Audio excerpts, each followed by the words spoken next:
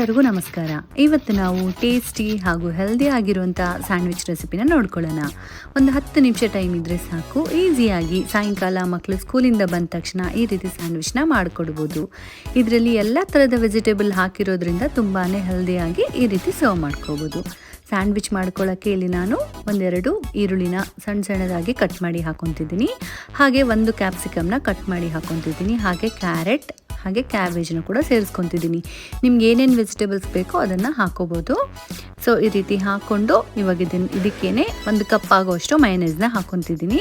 ಇದಕ್ಕೇನೆ chilli flakes, ಆರಿಗಾನೋ, ಒಂದು ಸ್ವಲ್ಪ pepper ಪೌಡರ್ನ ಸೇರಿಸ್ಕೊತಿದ್ದೀನಿ. ರುಚಿಗೆ ತಕ್ಕಷ್ಟು ಉಪ್ಪನ್ನ ಸೇರಿಸ್ಕೊಂಡು ಚೆನ್ನಾಗಿ ರೀತಿ ಮಿಕ್ಸ್ ಮಾಡ್ಕೋಬೇಕು. ಎಲ್ಲ ಕೂಡ ನಾವು ಹಾಕಿರುವಂಥ ಸ್ಪೈಸಸ್, ಉಪ್ಪು, ಖಾರ ಎಲ್ಲ ಕೂಡ ಈ ರೀತಿ ಚೆನ್ನಾಗಿ ಮಿಕ್ಸ್ ಆಗಬೇಕು. ಇವಾಗ ನೀವು ಬೇಕು ಅಂದರೆ ಬಟರ್ನ ಸ್ಪ್ರೆಡ್ ಮಾಡ್ಕೋಬೋದು. ಇಲ್ಲ ನಿಮಗೆ ಡೈಟ್ ಕಾನ್ಷಿಯಸ್ ಇದೆ ಅಂದರೆ ಡೈರೆಕ್ಟಾಗಿ ಹೀಗೇ ಸರ್ವ್ ಮಾಡ್ಕೋಬೋದು.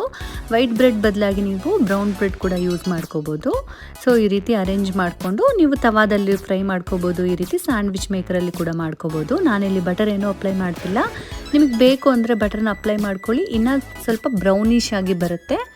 ಸೊ ನಾನು ಕೆಳಗಡೆ ಬಟರ್ ಅಪ್ಲೈ ಮಾಡಿರೋದ್ರಿಂದ ಕೆಳಗಡೆ ಕಲರ್ ಚೇಂಜ್ ಆಗಿದೆ ನೋಡಿ, ಈ ರೀತಿ ಬ್ರೌನ್ ಆಗಿರುತ್ತೆ. ಅಷ್ಟೇ, ಒಂದು 10 ನಿಮಿಷ ಟೈಮ್ ಇದ್ದರೆ ಸಾಕು, ಈಸಿಯಾಗಿ ಟೇಸ್ಟಿ ಹೆಲ್ದಿ ಸ್ಯಾಂಡ್ವಿಚ್ನ ಮನೆಯಲ್ಲೇ ಮಾಡ್ಕೋಬೋದು.